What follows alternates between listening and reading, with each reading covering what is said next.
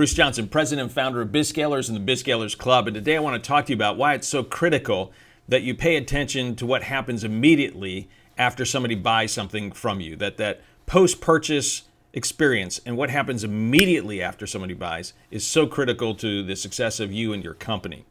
Now, unfortunately, most companies don't pay attention to this, and it's a massive loss for them. And it's understandable why most businesses and organizations don't pay attention to it, because from their perspective as the company, like, you just got the win, right? Somebody just gave you money. They just gave you their credit card and you ran the credit card, or they signed the contract, or they, awarded the contract to you, or you won the RFP, or whatever it is that your business does. Frequently from the business perspective, it's like, we did it, we won, we got what we wanted. But the problem is that they're not thinking like the customer or the client or the member or the patient, etc. They're not thinking how the customer is thinking about it. The customer is thinking, listen, I have a problem. And the only reason somebody seeks out a solution is because they have a problem. I've got a problem. I've done my research. I've investigated. And I think that you and your company have the best solution to what ails me. So that customer comes with a lot of hope. And once they buy, they don't think it's over. They think it's just beginning, right? So from their perspective, they've now given you their hope, and they're hoping and trusting that you're going to deliver on that promise. So from their perspective, it's just beginning. In your perspective, it's kind of like done. Woohoo, ring the bell, we're over. And that's where the problem begins, because most companies don't pay enough attention to what happens immediately after somebody buys. Because in that moment, you have the ability to either bond with a customer for life or to kill it. And if you don't get this right, then you end up having a customer who might refund, who might cancel the order, who might wait 28 days, then cancel because you have a 30-day guarantee. They might, rant on some social media channel. They might go and put some bad reviews in. And you're going to lose out on not only the revenue, you're going to lose out on all the lifetime value of that customer, and you're going to lose out on all the referrals and the lifetime value from those referrals. So it's a massive mistake, and very few business owners and entrepreneurs spend a lot of time thinking about it, but you need to. And to help you see this from the customer perspective, I'm going to take you through an example of something that just recently happened to me a couple days ago with Harvard Business Review. So I'm going to go to the screen so you can actually see what happened, and then we'll come back. All right, so here's the story. And by the way, if you want to go deeper on this, you should check out the scalingclub.com, and learn about the BizScalers Club, because I actually have an entire course on customer onboarding that I think you'll actually like. So it's Saturday morning. I'm sitting in my lazy boy chair over here, and I get an email from HBR, Harvard Business Review. And I've been a subscriber over the years, but had let it lapse. And I was thinking, now would be a good time to re-engage. Now, some of you are thinking on a Saturday morning, why are you thinking about this? So you now know that I have some psychological issues that need to be dealt with at some point. But as an educator, I like education. I really ought to consume the stuff that I give away. And so, I buy a lot of courses. And in this case here, HBR seemed like a good purchase again. So I click the link and go to this page, as you can see here, and you've got three options, which, by the way, is never bad, right? You kind of get the silver, the gold, and then the platinum options here. So digital, and premium, $10, $12, or $18 a month. Now, you should, from a pricing perspective, that's pretty good. It's simple. It's easy to understand. Each one adds a little extra value. And there are a number of people who are always going to take the premium option. In this case, I'm actually one of those people who likes the premium option, because they didn't offer this before, if I can remember, but now they are 45 plus HBS, Harvard Business School case studies unlocked from the vault. So as an educator, I look at this and I go, what? I would love access to those. So I'm going to go for that. Now, remember, customer has hope, and I have a lot of hope that I'm going to get something from these case studies that I can then convey on to people that I'm working with. So I've got hope. I'm excited about this thing. I click through the button, fill out the normal information that I would. Put it all in there. Again, I'm excited because I'm getting this collection of 45 plus case studies. This is what I'm looking for. I'm happy at this moment. And then I go through pay, and then I get to the next page, and hey, welcome to your HBR subscription. Woohoo! I'm excited. I'm thrilled. Your order has been processed. Thumbs up. A confirmation email will be sent to your inbox. Thumbs up. Then in the middle, you see this big red button. Now, if you're listening by podcast, you can't see this, but if you're watching this, you can see there's a big red button. In the middle, it says Get Started. Now, a normal person, when you see a Get Started button, thinks you're going to get started. And if you've bought online courses, or if you've bought into a membership site, if you've bought into a magazine, etc., you know that what's going to happen is you're going to click the button, you're going to go to a page, you're going to have to create a password, and then you're going to be immediately logged into your content. I mean, this happens all the time. I bought hundreds of courses. I know exactly what the experience is going to be, and it happens almost flawlessly 99% of the time. So I hit the Get Started button and put in my email address, and I forgot to grab a screenshot of that.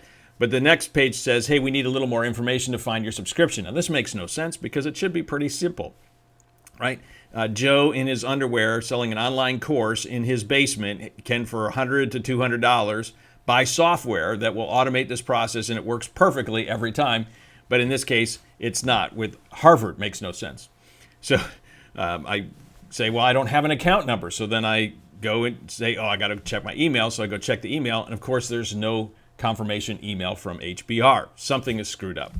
So I wait a couple more minutes. Nothing comes. So I decide I'm going to send something to customer service and let them know their technology is messed up. Please, can you get my account working? So I send off the email. Don't get a response. So I decide, hey, there's an 800 number. Let me call that. Call the 800 number. The person says, well, I can't find your account yet, but it does take up to 24 hours for this to process. And I'm sitting there thinking, in 2019, it takes 24 hours. Remember, Joe in his underwear in the basement can figure this out for $100 to $200, and HBR can't figure this out. And I've told this story to several people, and every time I tell this part where it says 24 hours, they all look at me like, you've got to be kidding me. Like, no one can believe in 2019 that it should take 24 hours to get somebody's email back to them, let alone get them into a membership site. Makes zero sense. So then I start, conversing with customer service online because obviously the phone is not working. Nothing really happens for a couple hours. Finally, somebody, and Jana, who was wonderful, by the way, through this experience, writes back and says, I can't create a premium account, but I can create a subscriber account. So let me create that for you so you can at least get in. And so, thumbs up to her.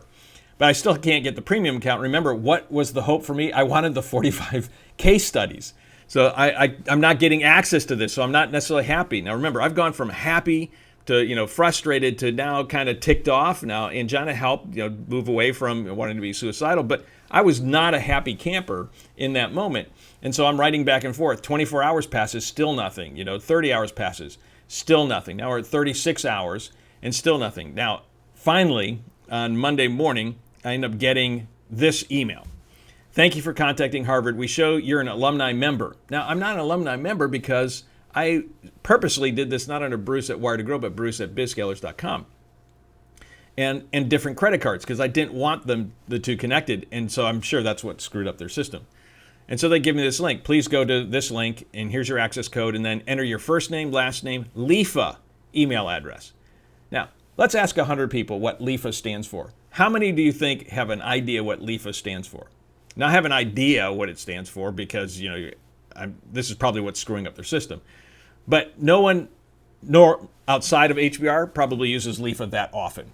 And then your password and click to validate. And then it says if you don't have a LIFA forwarding activated, you may go here. So I think, well, I don't know what a LIFA is, but I might as well click that link. So I click that link, and guess what I go to? Sorry, we could not find what you were asking. So I'm clicking their own links, and their own links don't work. As one of my mentors used to say, you can't make this stuff up. I mean, I'm literally telling you everything that's true, everything that happened during this couple days. So I go back to the email, and I said, well, there's another link in there. So I go and click the first link. And remember, it's asking me for my first name, last name, LIFA email address, and password. And when I go there, you can see it doesn't ask me for that information. So even the information that they're telling me I need to supply, I can't. And plus, I don't have a password because I'm creating a new account and I haven't been given the opportunity to. So again, going back and forth. I mean, there are probably 24, 28 different emails going back and forth between us before finally, and Jana figures out how to create a premium account for me and creates that about 54 hours into the experience. So it should have been instantaneously. It shouldn't have required 24, 26, 28 emails going back and forth. It should have been instantaneous. It should have been seamless, and it wasn't. Fortunately, she created that. And then about another 6 hours later, I finally get the email confirmation, get started with your subscription about 60 hours after I placed the order. So at every level, HBR messed up here. And Jana gets thumbs up for her work. She was great. But the systems and everything failed. So let me walk you back through a number of lessons that you can pull out of this that can help you be better in what happens immediately post-purchase. Because if I didn't want those case studies, I would have been gone. But I did, so I hung in there. You shouldn't have to make somebody hang in there just because they want something that bad. All right, so let's go back to full screen and we'll continue our conversation. All right, so let's talk about a couple lessons that you can pull out of this experience that can help you improve your customer experience and their customer onboarding immediately after somebody buys from you. So the first lesson I want you to take away from this is that you absolutely have to care passionately, because it just takes a moment for somebody as a customer to go from being happy to being frustrated to being angry. And that can happen in minutes, it can happen in an hour, it can happen in 2 or 3 hours. It doesn't have to take a week or 2 weeks or 5 weeks for someone to go from happy to angry. And you have to care passionately, because if you get this right, then you can increase your revenue, you can increase your retention, you can end up increasing the referrals. If you get it wrong, you lose all of that. And in this case here, they could easily have lost me, but they didn't. You could easily lose a lot of your customers. You don't have to if you just care passionately about the customer experience and not just the fact that you actually got the sale. So number one, you got to care passionately about this, because it doesn't take long for somebody to go from happy to angry. In this day and age, you can't wait days. The second lesson is going to be that you, as a leader of your company, have to be the one who raises the banner or leads the effort on this, right? Ultimately, everything flows down from the top, and you've got to preach on a regular basis about customer experience and customer onboarding, and make sure that your teams care about every single step and that the process has to work every single time. And if you don't carry that banner, your people aren't going to do it. But you've got to be the one who talks about this over and over and over again to make sure that everybody in your company understands that it's not just getting the sale that counts, it's the customer experience. They came to us with hope. We have to deliver on that hope, and we, even better, should try to wow them and surprise them beyond just meeting the expectations that they have. But they have hope, we need to deliver on that hope. The third critical lesson I hope you get out of this is to make sure that your people always check all of your technology and all of your links. The fact that they're sending out information, emails with links that didn't work, that's really bad. The fact that the technology didn't work is really bad. So you need to make sure that your quality control people check all of that, because remember, it might just be one customer to you, and I'm sure that a lot of other customers had a good experience on that Saturday, but to the one customer, you're the only one that matters. So you've got to start thinking not like you, the company, you have to think like the customer, and every customer should have a seamless experience, and all the technology should work and all the links should work. The fourth lesson out of that would be never use insider language. Now, I can kind of figure out that LIFA probably means lifetime email forwarding address. Like, I can figure that out, but I shouldn't have to use brain cells to figure something out. Just use NPL, normal people language. Get rid of all the insider language, filter it through. How would a normal customer perceive this?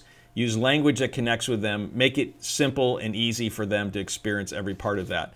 And then lead and guide them. When I got onto the website, eventually, there was no leadership guide like, hey, welcome to HBR. Here's how it's laid out.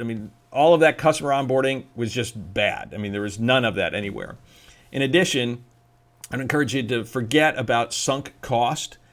A lot of people think about, we spent a lot of money, and I'm guessing that HBR at some point spent a lot of money to, build some kind of system that automated all these processes. But you know what? It's irrelevant how much they spent, because all that matters is the customer experience. And for a small amount of money these days, you can actually automate that process. If you need to divide it into two processes, so that one is logging them into the site and the other one is taking care of the print version, that's fine. Have two different systems.